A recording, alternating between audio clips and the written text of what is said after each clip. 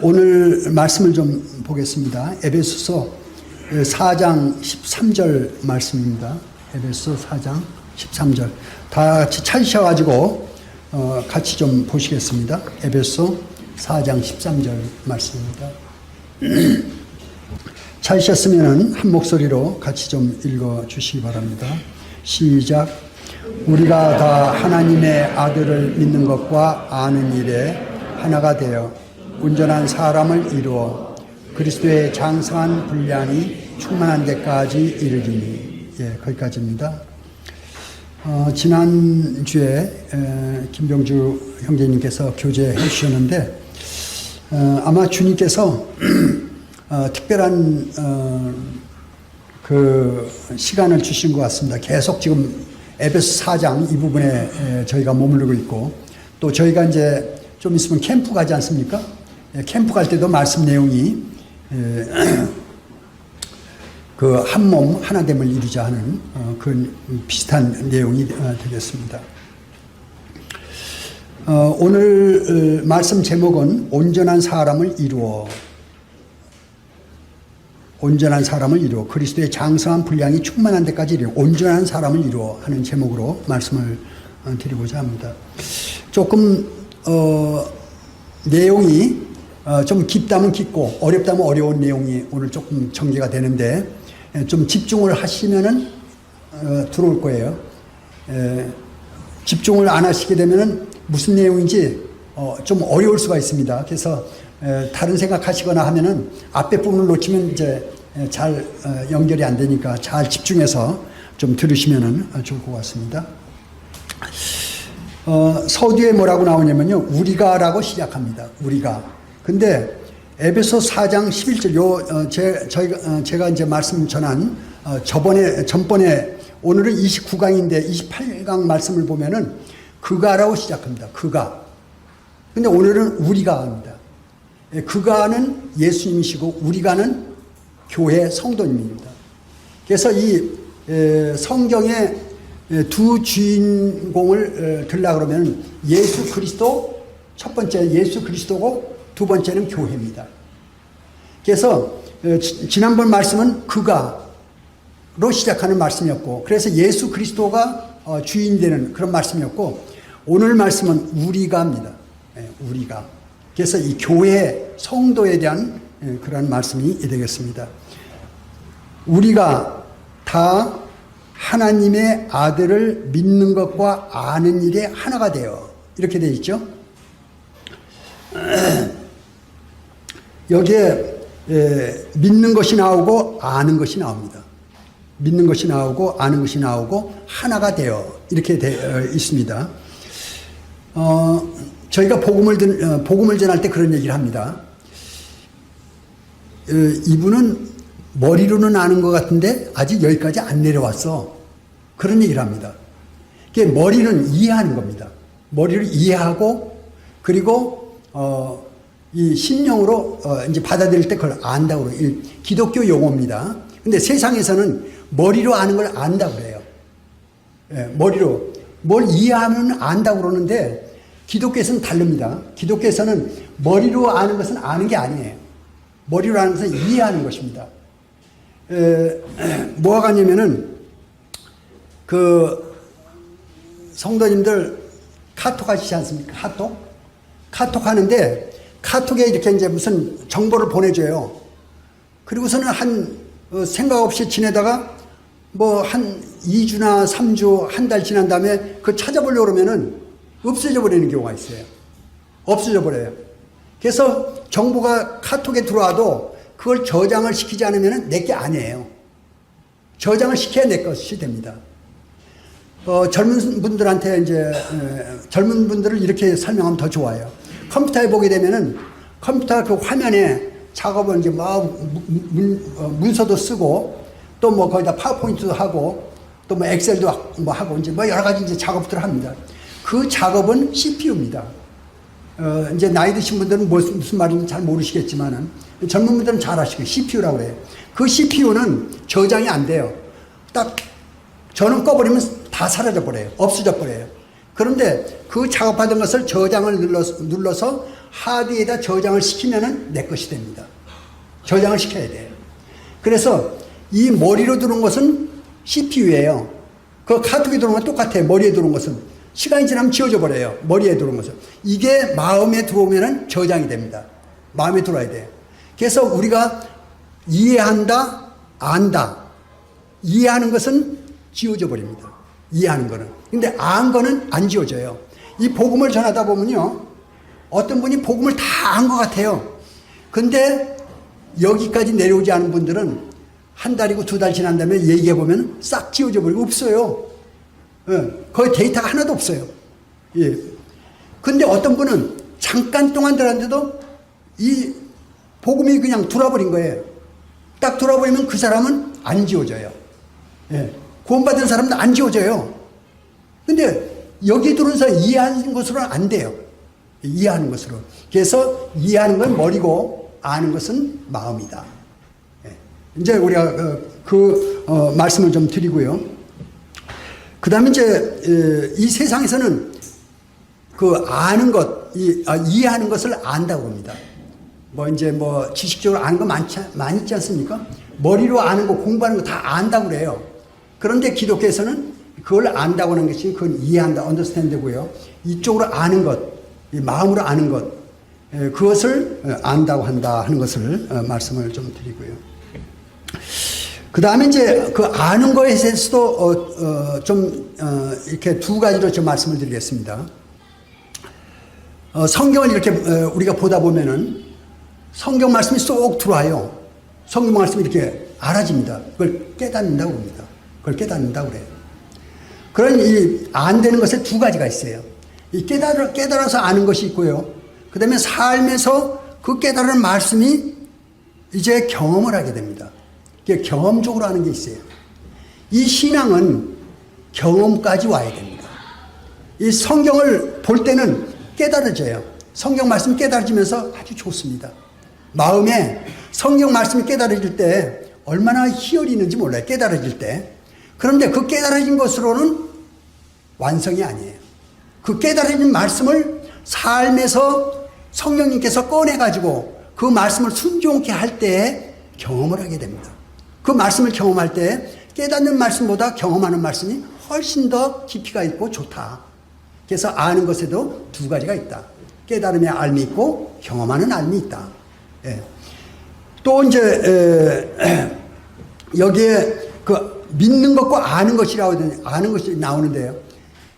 이제 분당교회 성도님들 그동안에 공부를 꽤 많이 하셨어요. 예. 주일날 오전에 지금 요새는 이제 잘 못했지만은 코로나 이전에는 이제 아침에 공부했고 오후에 공부했고 그래서 아마 10년, 20년 이렇게 공부하신 분들 많이 계셔요. 그 공부가 헛된 것이 아닙니다. 그 공부가 헛된 것이 아니에요. 교회에 제가 이 믿음 생활을 하면서요 해보니까 강대상 말씀 듣고 왔다 갔다 하시는 분들 성경 얘기해 보면은 허당이에요. 아는 게 없어요. 아는 게. 그래서 제가 마음 가운데 이거 가지고는 안 되겠구나. 그래서 제가 시작한 것이 뭐냐면은 공부, 이 교재, 이걸 디스커션 공부입니다. 그래서 우리 이 모임에 보게 되면요 주입식으로 공부를 많이 해요. 항상 성도님 듣기만 해. 그리고 사역자가 이제 계속 가르칩니다. 근데 사역자도 힘들고 듣는 사람도 힘들고 뭘 들었는지도 몰라. 예, 공부하다 보면. 그런데 그렇게 해서 안 된다는 걸 제가 알고 디스커션을 시켰어요. 다 같이 공부해 와서 자기가 깨달은 거 얘기하라 이렇게 해놓으니까 5사람이 됐건 10사람이 됐건 디스커션 공부하게 되면 자기가 공부 안 해오면은 말할 게 없거든요. 공부해오게 돼요. 그래서 서로 디스커션 하다 보면은 똑같은 걸 보고도 보는 그 방향이 다 다르고 정도도 다르고 또 수준이 다 달라요. 그래서 들을 게 엄청 많아. 예, 디스커션 하다 보면 특별히 이제 자매 모임에서 자매님들 또 형제님들 형제에서 이제 그 디스커션 그게 아무것도 아닌 것 같은데 1년 지나고 2년 지나고 3년 5년 10년 이렇게 지나는 가운데 성경에 대한 해박한 그런 이제 지식을 갖게 됩니다. 그래서 제가 말씀드린 것은 주일날 자매 모임, 또 형제 모임, 또 청년 모임, 이 디스커션 하는데 빠지지 마시기를 공고합니다. 참여하세요. 처음에는 잘 안 들어와요.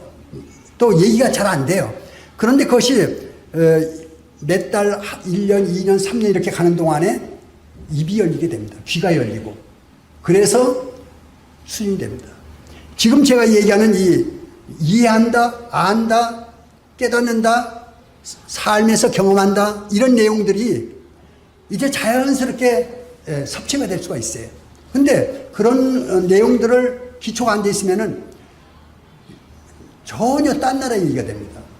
주님 안에서 용어가 있거든요. 세상 사람 쓰는 용어가 있고 단어가 있고 주님 안에서 쓰는 용어 단어들이 있습니다. 주님 안에서 교회 성도님들이 사용하는 언어가 있어요.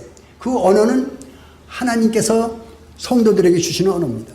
그래서 이 교회 안에 이제 사용되는 이 언어를 우리가 익혀야 돼요.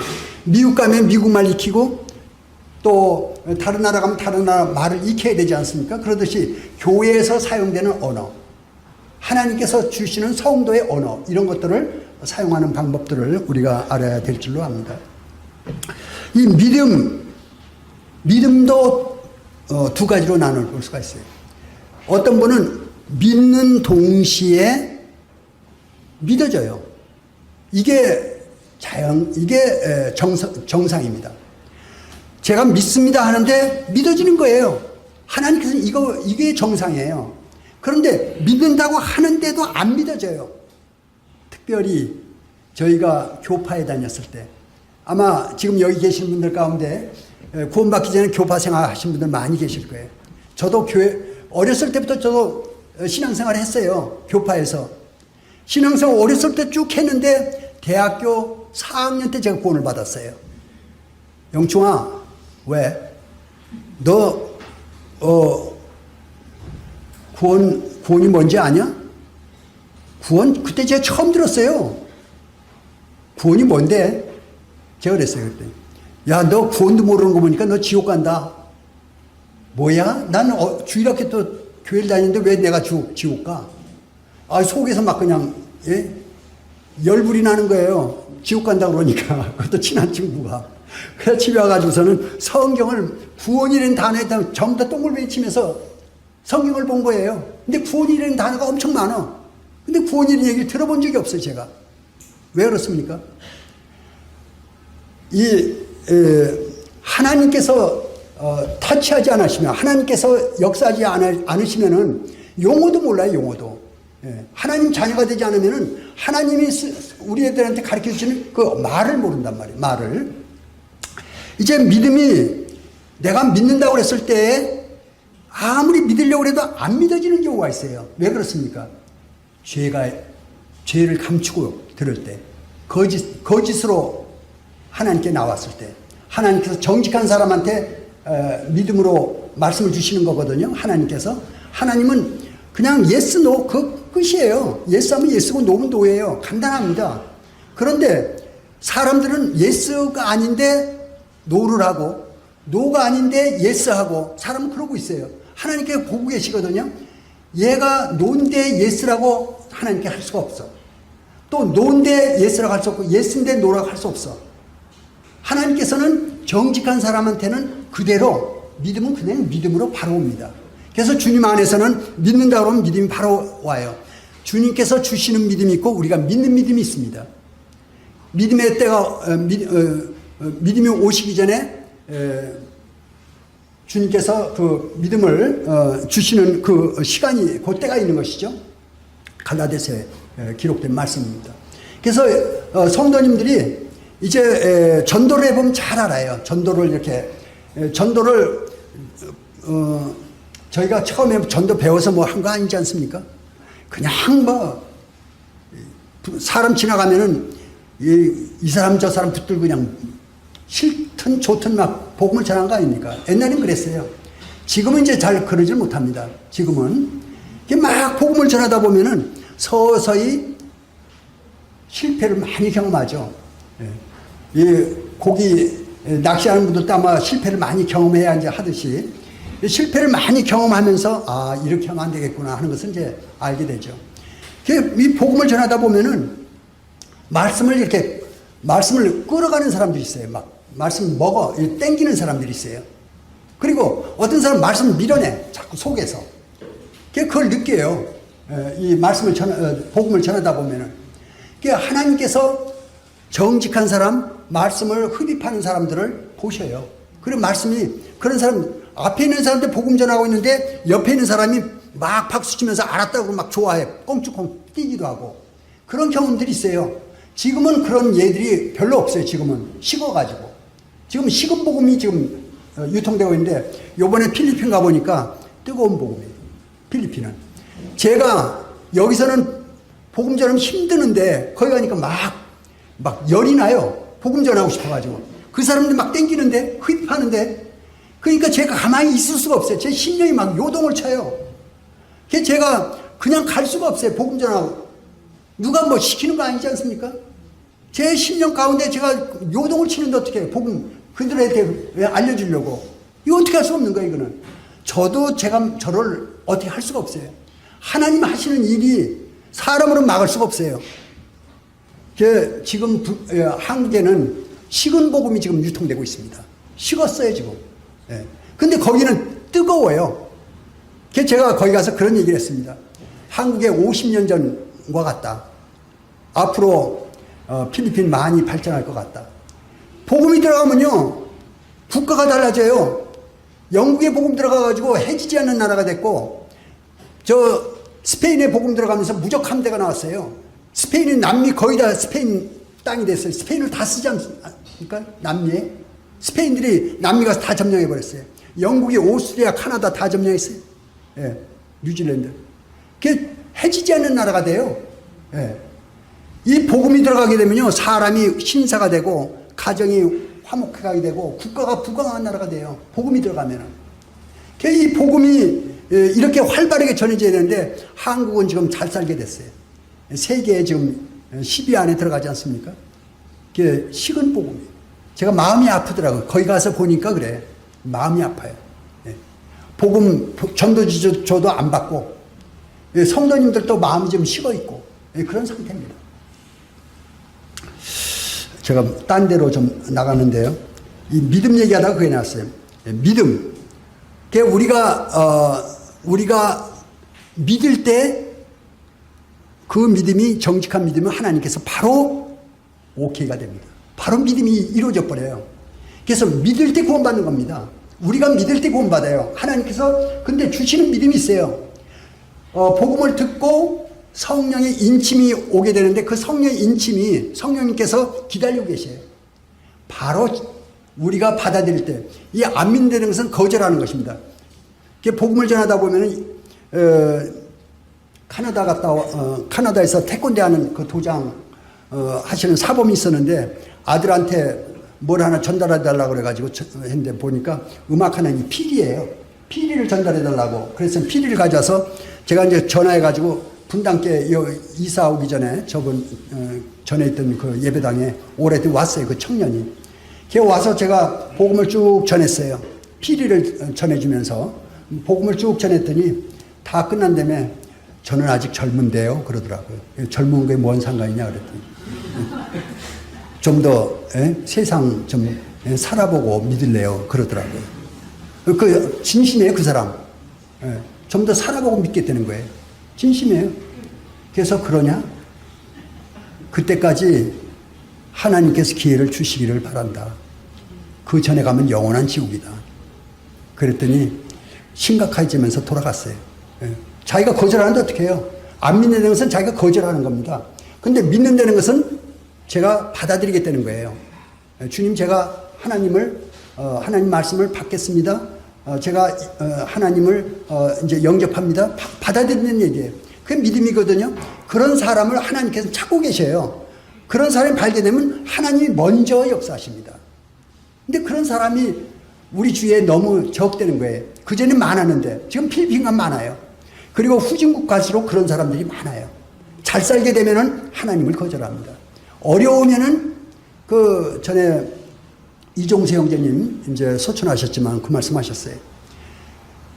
LA 가니까 성도들이 별로 없었는데 LA 교회 지진이 나니까 교회 가득 찼다는 거예요. 지진이 나니까 예배당에 한산하던 그 예배당에 사람이 가득 차버린 거예요. 왜 그래요? 사람들이 죽음을 직감하게 되면 하나님을 찾게 되어 있습니다. 고통이 오게 되면요.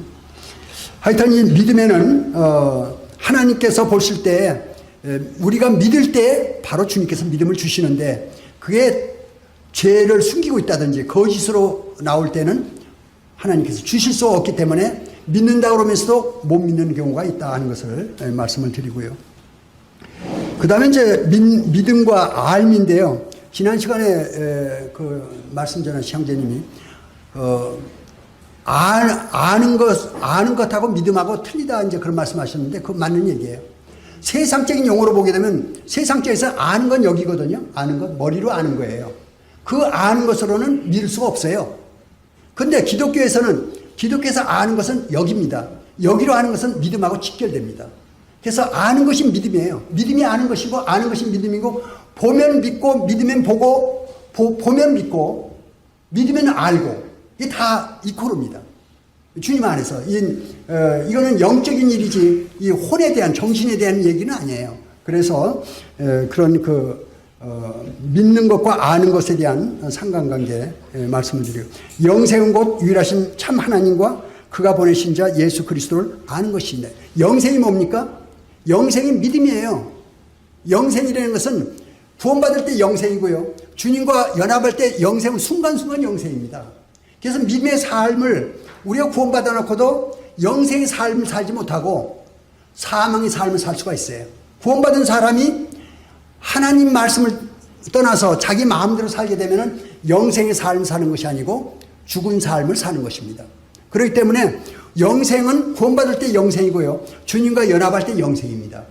그래서 그 영생의 삶을 산다는 것은 바로 이제 믿음의 삶을 사는 것이다. 이렇게 우리가 생각할 수가 있습니다. 용어가 쉬운 것 같지만은 이제 이렇게 쉽게 받아들이는 분들은 쉬운 것 같지만은 세상 사람들한테 이런 얘기하면은 완전히 딴 나라 얘기입니다. 이해할 수 없는 얘기, 방언이 되는 것이죠. 그래서 여기에 우리가 다 하나님의 아들을 믿는 것과 아는 일에 하나가 되어 이제 믿는 것이 뭐냐? 우리가 믿고 주님께서 우리를 손을 내밀어서 우리와 함께 연합하는 것이 믿음이다. 그게 믿음이에요. 아는 것. 믿으면 아는 것이고 알면 믿는 것입니다. 그래서 동떨어진 것이 아니에요. 근데 면이 다르죠. 믿는 데는 그 표현과 아는 데는 그 표현이 다른 것입니다. 하나가 돼요. 왜 하나가 됐습니까? 우리가 예수 그리스도 한 분이시고 하나님 한 분이시고 또 통로가 성령님 한 분이십니다. 그래서 성령님께서 한 그리스도, 한 하나님 그분을 우리한테 알려주신 거거든요. 그 때문에 우리한테 그것을 받은 우리 모두가 하나가 되는 것입니다. 다른 예수 없고 다른 하나님 없고 다른 복음 없습니다.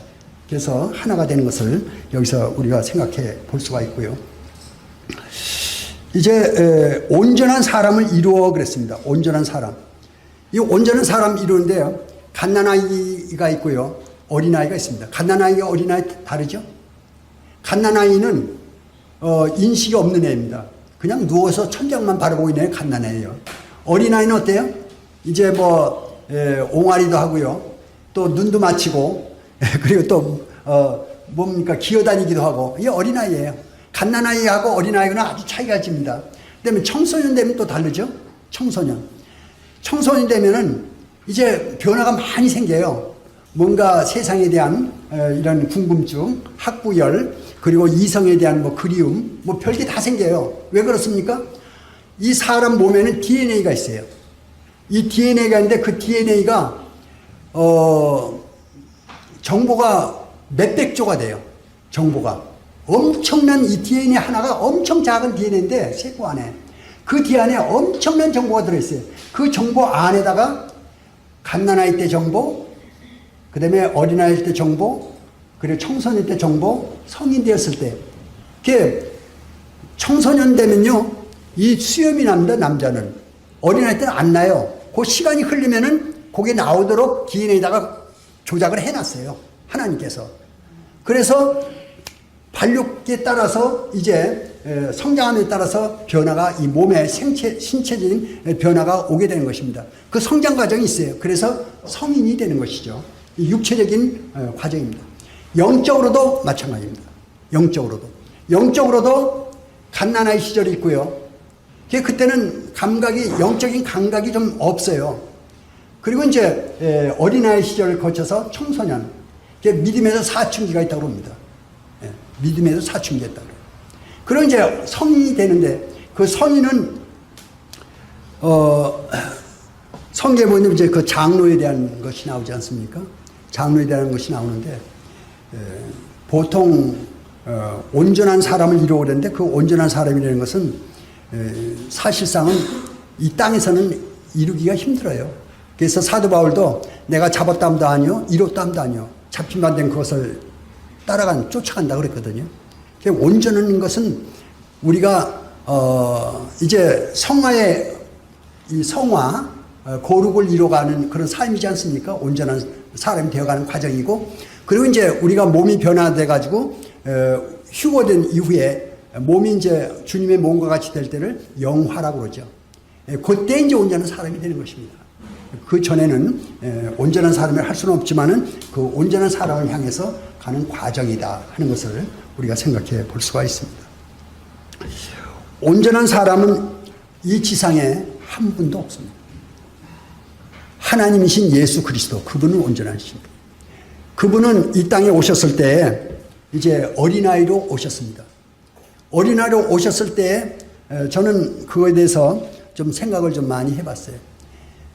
12살 때 그 예루살렘 선생님들과 대화하는 장면이 나옵니다.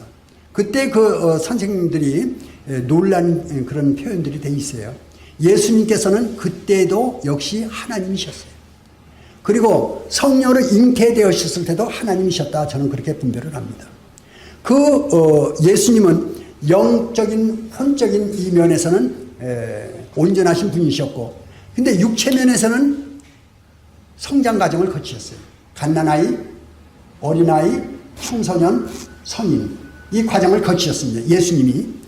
그래서 예수님이 30세가 됐을 때 이제 공생애를 시작하지 않습니까? 그때 그 예수님은 온전하신 예수님, 온전하신 사람, 온전하신 하나님, 이렇게 정의를 할 수가 있겠습니다. 그리고 이제 사람은 어떻습니까? 사람은 온전한 사람이 이 땅에 하나도 없어요. 왜 그렇습니까? 전부 다 죄인이고요. 다 불구자입니다. 왜 그렇습니까? 영적으로 하나님과 끊겨 있기 때문에 들어야 될 영적인 소식을 듣지 못하고요. 하나님과 연결된 끊어져 있기 때문에 영적인 것이 완전히 단절되어 있는 사람입니다. 그리고 죽음의 병에 걸렸죠. 죽음으로 나아가고 있는 것입니다. 그래서 이 사람은 이제 구원받을 때에 첫 번째 온전이 이루어집니다. 구원받을 때. 그게 신분의 온전입니다. 하나님의 자녀로 이제 등록이 되는 거죠. 사람이 이 세상에 태어났을 때 갓난아이도 사람이에요. 그리고 청소년도 사람이고 성인도 사람입니다. 마찬가지로 이제 구원받은 사람은 영적으로 갓난아이지만은 하나님의 자녀로서 온전한 신분을 갖추게 됩니다. 온전한 신분을 갖췄는데 이제 영적인 성장을 해나가야 하는 것이죠. 영적인 성장을 해나가는데 여기에 문제가 있습니다. 보통 한 3년, 5년, 10년 가면은 성인이 돼 가야 되는데 그렇지 못한 경우들이 있어요. 제가 한 50년 전에 홀트 아동복지원에 간 적이 있습니다. 홀트 아동복지원에 간 적이 있었는데 그때 그게 아마 인천인가 부평인가 어디 그쪽에 있었던 것 같아요. 지금은 어떻게 되는지 모르겠는데 한 50년 전에 거기 갔는데 거기 이제 원래 고아원이었거든요. 홀트 아동복지원이. 근데 한편에 가니까 좀 기형인 그런 사람들을 모아놓은 적이 있었어요. 나이는 30세인데, 나이가 30살인데, 이 조그만 그 어린아이들 그 뭐랍니까? 침대, 거기에 들어가 있어요. 몸은 4살, 5살이에요. 몸이. 나이가 30살인데, 머리가 보니까 머리는 어른 머리예요. 어른 머리고, 손발이 발육이 안 된 거예요. 그리고 또 어떤 사람 보니까, 이게 이렇게 일그러져 있어요. 이건 사람이 아니에요. 제가 그걸 보는 동안 너무 충격을 받아 막 토할 것 같더라고요. 예. 그리고 한 며칠 동안을 그게 생각나가지고, 잠을 잘 못 잘 정도로 안정이 안 됐어요. 사람이 그런 기형아가들이 생겨요. 잘못하면요, 영적인 그런 기형아들이 생깁니다. 영적인 기형아. 왜 그렇습니까? 나이는 먹었는데, 하나님도 알아요. 그런데 성장을 못한 거예요, 영적으로. 영적으로 성장을 못하면은 사람들한테 기쁨을 주질 못하고, 사람들한테 그런 메스꺼움, 그런 어려움을 줍니다. 영적인 거예요. 그래서 이런 경우가 생길 수가 있으니까 조심해야 됩니다. 그래서 사람은 나이에 맞게끔 성장을 해야 되고, 이 사람은 성도도 나이에 맞게끔 성장을 해줘야 됩니다. 어떻게 성장합니까? 교회에 하나님께서 맡겨주셨어요. 이 교회에 하나님께서 해오시는 교회 일꾼들은 하나님의 마음을 갖습니다. 그냥 하나님께서 이 교회가 그냥 아무렇게나 되는 게 아니에요. 하나님께서 세우셔요. 저를 얘기하는 것이 아닙니다. 어느 교회든지 마찬가지예요. 하나님께서 일꾼들을 세우셔요. 그 일꾼들 마음 가운데 자기의 유익을 구하는 것이 아니고 교회의 유익을 구하고 하나님 일을 하라고 세우게 됩니다. 그런 사람을 하나님께 세우셔요. 아무리 장로가 됐고 사역자가 되고 싶어도 하나님은 뭘 보시느냐? 일할 사람을 세우십니다. 자기가 되고 싶다고 되는 게 아니에요. 하나님 일할 사람을 세워요.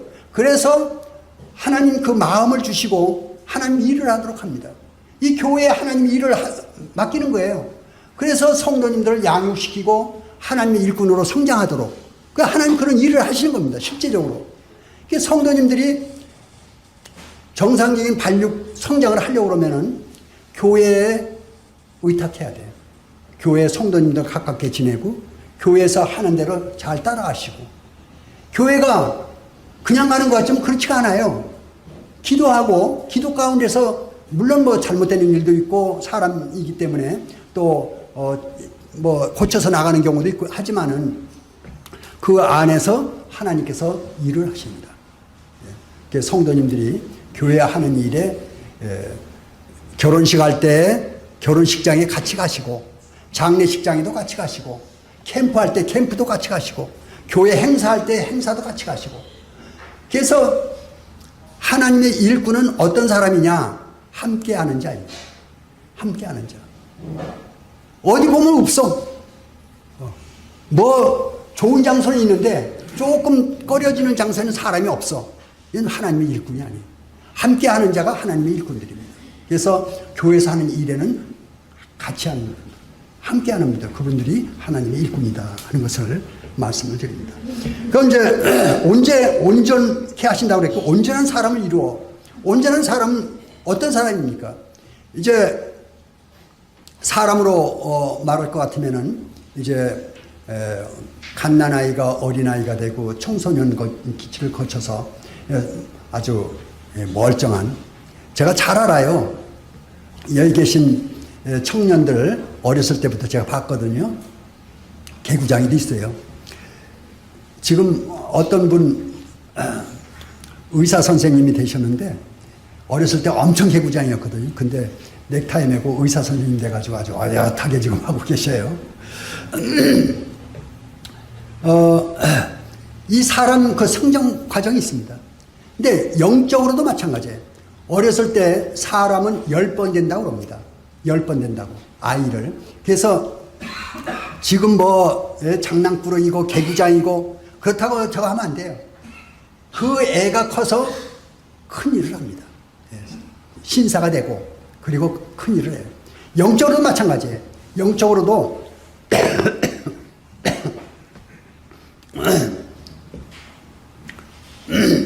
부모에게 그 많은 어려움을 주는 그런 자녀들이 나중에 커가지고 효도한다고 그럽니다.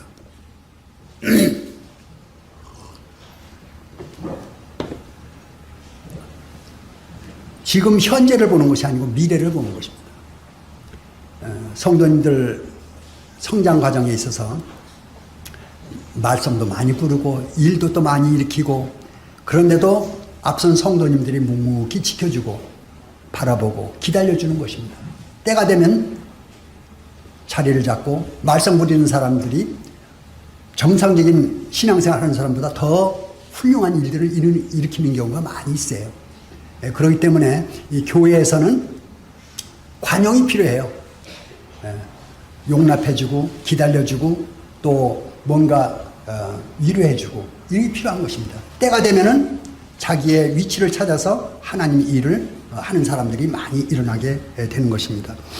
온전한 사람을 이룬다 하는 것은 정상적인 그런 과정을 거치게 되는데, 이게 하나님의 법이에요. 하나님 법. 갓난아이가 어린아이가 누워있던 애가 때가 되면은 일어나서 기어요. 이렇게 막 네 발로 기어요. 그거 누가 시켜서 그런 겁니까? 아니요. 하나님께서 그렇게 만들어 놓으셨어요. 그러다 또 때가 되면은 짓고 일어납니다. 일어나가지고 걸음마를 뛰기 시작해요. 이거 누가 시켜서 하는 겁니까? 아니에요. 하나님께서 그렇게 그 법을 만들어 놓으셨어요. 이 몸에다가 DNA에다가 그렇게 심어 놓으셨어요. 영적으로도 마찬가지예요.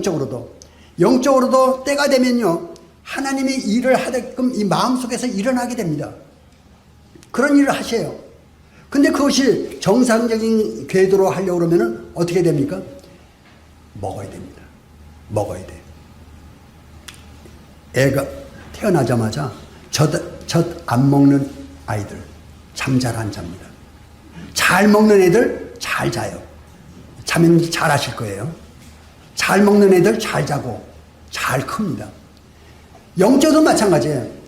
태어나자마자 성경 말씀 부지런히 읽고 교회 생활 열심히 하고, 그럼 무럭무럭 잘 자라고, 그리고 온전하게 성장해 가는 거예요. 온전한 성도가 돼 가는 것입니다. 그리고 하나님 일을 하게 돼요. 물론 이제 예외도 있습니다만은, 그래서 이 온전한 사람을 이룰 때에 온전한 일을 하게 된다. 온전한 일이 뭡니까? 온전한 일. 온전한 일. 성도 입장에서 보는 것입니다. 성도 입장에서. 없어질 것, 거짓말, 이거 다 온전한 일이 아닙니다. 온전한 일은 영원한 것. 없어지지 않을 것. 지금도 있고, 내일도 있고, 영원히 있는 것. 이게 온전한 일이에요. 온전한 일을 하는 것입니다. 하나님 일이에요. 결국은. 이 세상 일, 세상에 중요한 일이 많이 있어요. 그거 하지 말라는 얘기 아니에요. 그것도 해야 됩니다, 물론. 하지만은 그 세상 일을 위해서 성도가 있는 건 아니고, 온전한 일을 위해서 성도가 있는 것입니다. 성도가 직장 일에서 가정도 돌봐야 되고 직장도 해야 되고 뭐 할 일이 많이 있지만은 그건 다 부업이에요. 진짜 해야 될 일은 하나님의 일입니다. 하나님 일이 바로 온전한 일이에요. 온전한 사람이 될 때 온전한 성도가 될 때 온전한 일을 할 수가 있는 것입니다. 그래서 이제 성도님들이 마음 가운데 내가 온전한 사람인가? 온전한 성도인가? 내가 온전한 일을 하고 있는가? 아니면 다 지워질, 다 없어질 일들에만 마음을 쓰고 있는가? 생각해보는 시간이 되었으면 좋겠습니다. 이제 우리가 주님 말씀을 대하면서 좀 생각해 볼 시간이 됐는데요. 온전한 사람을 이루어 그리스도의 장성한 분량이 충만한 데까지 이르리니, 이게 참 중요한 말씀이에요. 장성한 분량이 충만한 데까지 이른다. 처음에는 온전한 사람이 나오고요. 온전한 사람이라는 것은 성인이 됐다 그 얘기예요. 사람으로 말하면 어른이 됐다는 얘기고, 또 교회로 말할 것 같으면은 이제 연수가 돼서 이제 교회에 질서도 알고 또 교회의 성도님들 이제 사귐도 알고 교회 용어도 알고 교회 일도 알고 이렇게 분별이 되는 사람이 말하는 거예요. 거기에 이제 필요한 것이 뭐냐면은 그리스도의 장성한 분량입니다. 이 분량은 그릇을 얘기합니다. 그릇. 그래서 사람이 클 때에 이 키만 크는 것이 아니고 몸집도 커지고 나이만 먹는 게 아니잖아요. 사람이 크면서 키도 크고 몸 체중도 늘어가고 그것이 영적으로도 영적인 그릇이 커가는 것입니다. 영적인 그릇. 그래서 그전에는 인색하던 사람이 신앙생활하는 가운데 사람이 변해요. 저는 결혼하고서 우리 자매 여기 있지만은 떡을 별로 안 먹었어요. 떡을 안 좋아했어요. 근데 살다가 보니까 떡이 맛있어져가지고 식성이 변하더라고요. 그래서 제가 한 가지 한 것이 식성도 변하는구나. 사람이 식성도 변하지만은 사람이 달라져요. 그전에는 좁은 사람이었는데 어느 날 보니까 사람이 좁은 사람이 아니네. 사람이 그릇이 커졌어. 커진 사람이 있어요. 큰 사람이 있어요. 왜 그렇습니까? 하나님께서 바꿔놓으신 것입니다. 성장을 시킨 거죠. 사람이 크게 만든 거예요. 신앙생활 하다 보면 사람이 바뀌어 있어요. 그때는 금방은 모르죠. 1년, 2년, 3년, 4년 지나는 동안에 바뀌어 있는 것입니다. 그리고 어린 줄 말하는데 청년이 돼가지고 청년 아주 튼튼한 청년이 됐고 또 시간 보니까 또 장년이 돼 있고 사람이 이렇게 변합니다. 그릇이 변하는 것입니다. 그리고 이제 장성한 분량이 나오고요. 충만한 데까지 충만한 것이 나옵니다. 그 잠언에 보게 되면 그런 말씀이 나와요. 이제 집을 짓고 칸들을 채운다 하는 말씀이 나오는데 우리가 이 신앙생활 가운데 그릇이 커가는 가운데 이 안에 인품이 갖춰지게 됩니다. 그래서 인내하는 마음과 또 관용하는 마음과 이해하고 격려하고 여러 가지 이제 은혜스러운 그런 단어들이 많이 나와요. 그런 것들이 갖춰져 갑니다. 인품이 갖춰져 가는 거죠. 그래서 이 그릇만 크는 것이 아니고 그 안에 성품, 성도로서의 갖춰야 될 그런 부분들이 충만한 데까지 이뤄간다. 이것이 어디에 있냐면 그리스도의 모델이지 않습니까? 예수 그리스도 그분을 이제 닮아가는 것이 그것이지 않는가 하는 그런 말씀입니다. 우리가 다 하나님의 아들을 믿는 것과 아는 일에 하나가 돼요. 우리가 하는 것이 아니라 하나님께서 하셔요. 우리 안에 착한 일을 시작하신 이가 그리스도 예수의 날까지 이루실 줄을 우리가 안다고 그랬잖아요. 주님께서 하시는 일이에요. 주님께서 우리를 기르십니다. 우리를 먹이시고 우리를 양육하시고 우리를 인도하시는 분이 그리스도 주님이셔요. 그게 주님이 하시는 일이에요. 그게 결국 우리가 구원받는 것도 주님이 하시는 일이고 우리가 성장해 가는 것도 주님께서 하시는 일입니다. 그게 주님 말씀을 잘 먹고 교회 안에 이게 영적인 집안입니까? 교회가? 이 영적인 집안에 함께 할 때 주님께서 성장을 시키시는 것이죠. 하나가 되어 이제 한 몸이 된 것을 우리가 알게 되고요. 온전한 사람을 이루어 그리스도의 장성한 분량이 충만한 데까지 우리를 그렇게 주님께서 인도해 가신다 하는 것을 말씀을 드립니다. 두 가지 예를 드리고 말씀을 마치겠습니다. 화가 스탠버그라는 분이 계시는데요. 그 성 제롬 대성장 위고 신부라는 분이 이 화가한테 요청을 했습니다. 십자가에 달린 예수를 그려달라고 했어요. 근데 초안을 잡아놓고 시간을 끌고 진행을 안 시킵니다. 이유를 알고 보니까 그림값이 너무 쌌어요. 그래서 그 신부가 약속한 그림값이 너무 싸니까 아마 흥정을 하려고 했던지 그림을 안 그리고 이제 미적미적 하고 있습니다. 그러던 차에 그 스페인의 페피타라는 소녀가 이제 등장을 합니다. 너무 아름다워가지고 그 소녀를 모델로 해가지고 스페인의 무녀라는 그림을 그리기 시작합니다. 그 소녀가 이제 왔어요. 화방에 왔는데 그림들이 엄청 많으니까 너무 놀랐어요. 그림을 보고 놀랬고 그 다음에 그림 한편 쪽에 초안을 이렇게 잡아놨는데 거기에 피 흘리시가 머리에 가시멜로를 쓰고 피를 랑쟁 흘리고 있는 초안이에요. 그런 예수 그리스도가 있는 그림을 앞에 와가지고 그 페피테라는 소녀가 안 가고 그것만 쳐다보고 있는 거예요, 자꾸. 그러더니 이 사람이 누구냐 이걸 묻는 거예요. 그러니까 이 스텐버그 화가가 그냥 좀 귀찮아하면서 얘기를 안 하려고 하다가 자꾸 귀찮게 물으니까 이제 얘기를 시작했습니다. 그분은 예수님이신데 이 땅에 오셔가지고 온 인류 우리 모든 사람을 사랑하셔서 십자가에 돌아가신 그런 분이시다 이렇게 얘기를 했어요. 그 이제 뭐 지나가는 말로 한 거예요, 그냥. 이 사람은 이제 스텐버그는 그 당시에 천주교 신자였고 구원을 안 받은 사람이었어요. 그게 그냥 지나간 일상적인 일을 했어요.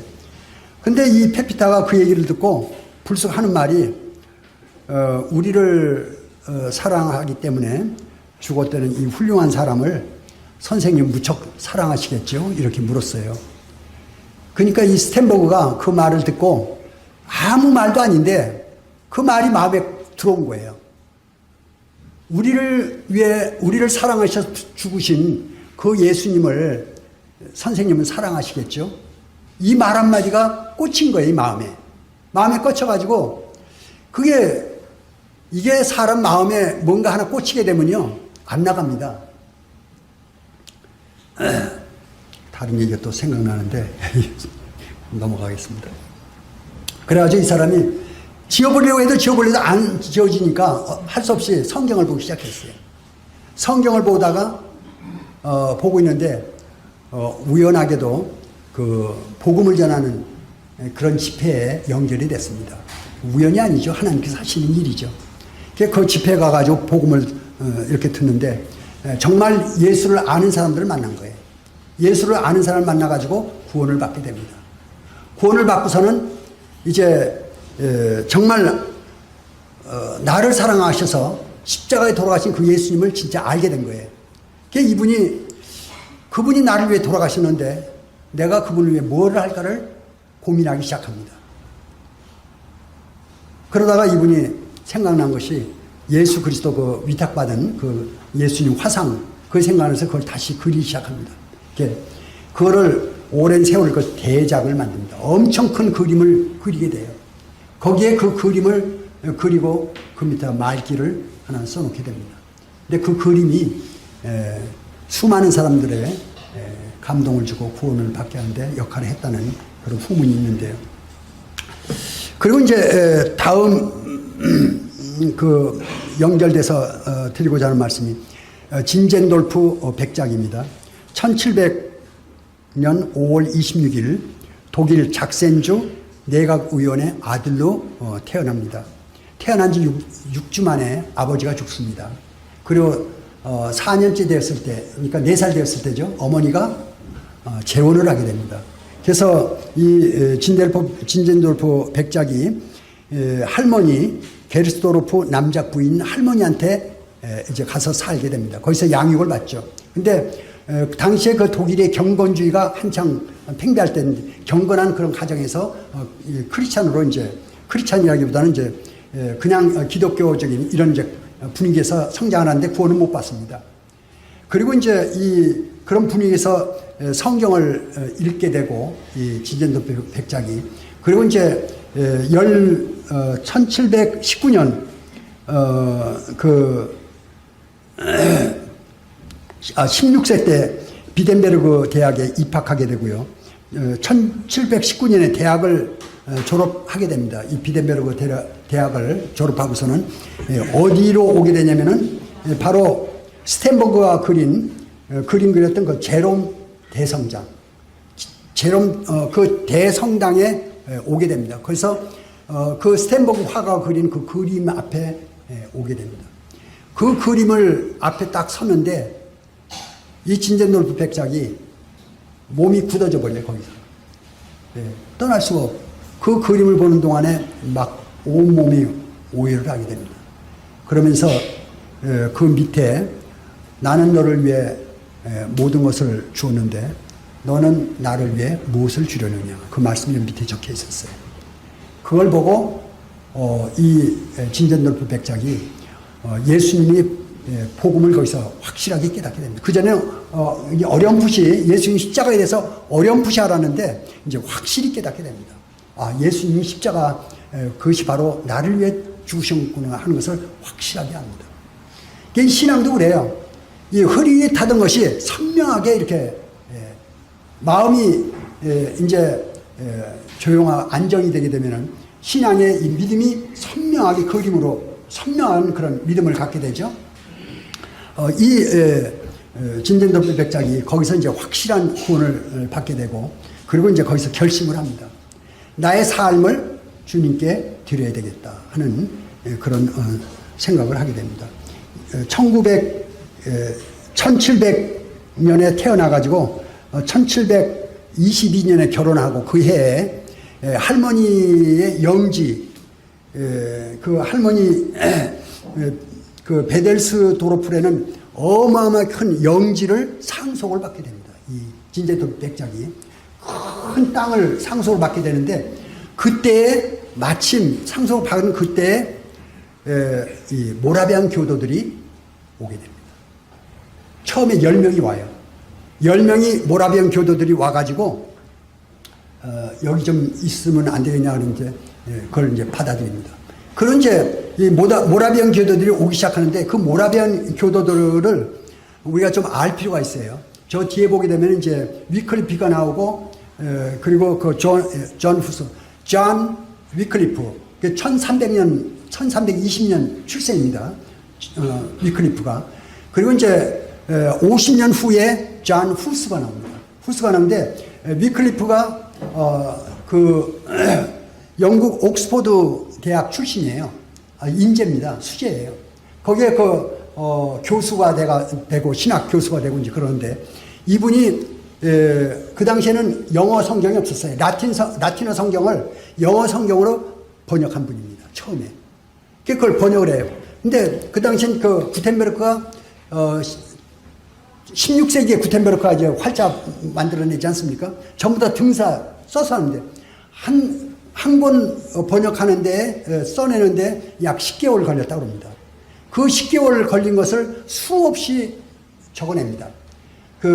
위클리프가 결국은 성경 그걸 번역했다고 그래가지고 순교를 당하죠. 위클리프가. 그리고 이제 50년 후에 체코의 존 후스, 체코 사람입니다. 그 영국하고 이제 떨어진 체코인데 그 체코의 29세에 학장이 되고 37세인가 총장이 됩니다. 거기에 체코의 최고 명문대학이 프라하 대학입니다. 프라하 대학의 학장, 20대에 학장이 되고 30대에 총장이 되는 수재입니다. 이 사람이 이 위클리프의 그 영향을 받아가지고 또 성경을 번역하기 시작합니다. 그래서 많은 성경을 이제 번역하게 되는데, 이 후스가 10년하고 20년 그 사이, 그 사이에 이제 화형을 당하죠. 후스가 화형당하는데 그 당시에 후스를 지원하고 함께 교제하던 무리들이 있었는데 그분들이 체코의 동부에 가게 되면 모라비아라는 땅이 있어요. 모라비아라는 그 지역이 있는데 그 모라비아에 많은 분들이 그리스도인들이 거기 숨어 살고 있었어요. 그 살고 있었던 후스들이 이제 압력이 들어오니까 이제 도망다니다가 어디로 가냐면 진젠돌프 백작 거기에 이제 찾아온 겁니다. 그게 소문이 퍼지면서 하나 둘 오기 시작하다가 이 진젠돌프 백작의 그 영지에 많은 모라비안 교도들이 이제 오게 됩니다. 그리고 제가 그 자료들을 좀 쭉 이렇게 찾아보니까 1727년 22년서부터 이제 한 5년 지났을 텐데 8월 13일 날 그 교회 예배당에서 예배 드리는데 오순절과 같은 그런 성령이 역사를 한 거예요. 모든 사람들이 감동이 돼가지고 거기서 막 뒹굴고 울고 막 그럽니다. 그런 사건이 벌어져요. 그러면서 거의 계기가 돼가지고 이제 선교가 시작됩니다. 그래서 인도, 터키, 또 뭐 아프리카 이 선교사들이 이제 그때부터 나가기 시작합니다. 그래서 선교사들이 이 가장 많이 나온 배출한 처음 시기 모라비안 교도들입니다. 거기에 진젠더프 백작이 인도자였습니다. 제가 왜 이 말씀을 드리냐면은 그때 퍼졌던 이 복음 그것이 누구한테 영향을 갔냐면은 이제 감리교 창시자 기억나십니까? 제가 기억이 네, 웨슬레. 예. 웨슬레한테 넘어가죠. 그리고 이제 그 뒤에 다비, 존 뉴턴, 그리고 그 고아원 사업한 조지 뮬러, 조지 뮬러, 예. 조지 뮬러까지 이제 넘어갑니다. 이게 모라비안 교도들이 형제단이라고 그래요. 모라비안 형제단이라고 그래요. 형제교회입니다. 그들이 교파가 아니에요. 교단이 아닙니다. 그 교파에서는 자기네들 교단이라고 그러는데 아니에요. 이 형제 모임의 전시입니다. 그리고 이제 그 틴데일이 또 나오죠. 틴데일 나오고 틴데일이 이제 성경 그때는 틴데일 때는 이제 막 복음을 6천 권인가를 독일에서 인쇄해 와가지고 뿌리는데 그때 천주교에서 그걸 어떻게 하냐면 몇 배 값을 주고 사들입니다. 사들이니까 거기다 다 팔아요. 틴데일이 그 판돈을 가지고 더 개정판으로 더 좋은 걸로 만들어 가지고 막 수만 곳씩 이제 들어옵니다. 영국에. 복음이 그렇게 해서 퍼져요. 틴데일 때. 그리고 이제 1600년대 가서 킹제임스 버전이 나오죠. 1600년대 가서 킹제임스 버전이 나옵니다. 킹제임스 버전은 이제 왕이 이제 하는 것인데, 킹제임스 버전도 제가, 보니까 송찬호 형제님이 거기에 해놓은 게 있어요. 그 오류에 대해서. 오류가 없는 것이 킹제임스 버전이라고 하는데, 그거 숭상한 분들이 한국에 좀 있습니다. 근데 그렇지 않아요. 성경은 오류 없는 성경은 없어요. 원본만 오류가 없습니다. 그래서 모든 성경을 보면은 서로 보완을 할 수 있기 때문에 어떤 성경에 집착하면 안 돼요. 그걸 너무 숭상하게 되면은 노뱀 것 같은, 모세의 노뱀을 숭상했잖아요. 또 그리고 기드온의 그 귀고리 금귤에서 만들어 놓은 거 있죠. 그걸 또 숭상하고 이렇게 빠지는 것입니다. 어떤 사건이나 어떤 사실, 어떤 물건에 집착하면 안 됩니다. 그래서 우리는 모든 것에 관용을 가지고 골고루 보아야 될 것입니다. 제가 이 말씀을 드리는 것은 하나님의 복음이 우리한테 도달될까지는 이렇게 수고한 분들이 계십니다. 수고한 분들이 계시고 지금도 이번에 갔다 왔죠. 문인호 형제님 수고하시는 거. 저하고 이제 지난주에도 한 두세 번 통화했는데 똑같이 우리는 7박 8일 다녀왔지만은 똑같이 그 섬 가시고 또 다른 데 또 이렇게 방문하시고 계속 똑같이 이렇게 다니셔요. 일하시는 것입니다. 이제 우리가 구원을 받았어요. 우리가 이제 온전한 사람으로 보면 이제 구원받은 게 신분적으로 온전한 것입니다. 그리고 온전한 사람이 되어가고 있어요. 이것으로 끝나는 것이 아니고 하나님 일에 내가 어떻게 쓰임을 받을 것인가. 내가 하나님 일을 어떻게 하나님 일을 하고 주님 나라에 갈 것인가. 이런 거에 대해서 좀 생각해보는 시간이 되기를 바라고 또 그리고 이건 혼자서 기도해 봐야 돼요. 나의 삶에 대해서 내가 어떤 사람이 될 것인가. 나의 남은 삶을 어떻게 살 것인가. 생각해 보셔야 돼요. 누구든지. 하나님께서 그런 마음을 갖는 분들에게 은혜를 베푸시고 복을 내려주십니다. 그래서 하나님의 일을 하시는 거예요. 하나님께서. 그리고 이 땅에 있는 것들은 시간이 되면 다 없어집니다. 하나님 나라가 와요. 하나님 나라 왔을 때 하나님 나라에 어떻게 공헌했는지 또 영원한 것을 위해서 어떤 삶을 드렸는지 하는 것이 필요한 것입니다. 온전한 사람을 이룬 것은 그게 목표가 아니에요. 온전한 사람이 되는 것은 온전한 일을 하기 위한 기초입니다. 예. 온전한 사람을 이뤄서 뭐 하게 해요? 온전한 사람 그게 목표예요? 아닙니다. 온전한 일, 하나님의 일을 하기 위한 그런 기초라는 것을 말씀을 드립니다. 교회에 하시는 일들에 대해서 함께 해주시길 바라고요. 오늘 오후에도 죽김 행사가 있습니다. 죽김 행사가 있는데 교회에 함께 하세요. 예식장에도 같이 가시고 장례식장에도 같이 가시고 캠프에도 같이 가시고 함께 하세요. 따로 하지 마시고 이제 죽김 행사에도 함께 하셔서 주일학교, 학생부, 청년부 다 함께 하시길 바랍니다.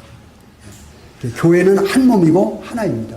그래서 함께 하다 보면 자기도 모르는 사이에 마음이 이 교회를 깨닫게 됩니다. 하나님의 목표는 교회입니다. 지역교회, 우주적인 교회, 그리고 거기에 우리가 지체인 것을 알게 되고 지체로서의 역할은 함께 하는 것입니다. 성도님들이 이것에 마음을 두시길 바랍니다. 주님께서 성도님들의 삶에 관여하셨으니까 이제 끝까지 이루실 줄을 믿고 또 성도님들 삶에 온전한 사람이 온전한 성도로 더 발전해 가시고 온전한 일에 성도님들이 쓰임받기를 바랍니다. 이것으로 말씀을 마치겠습니다.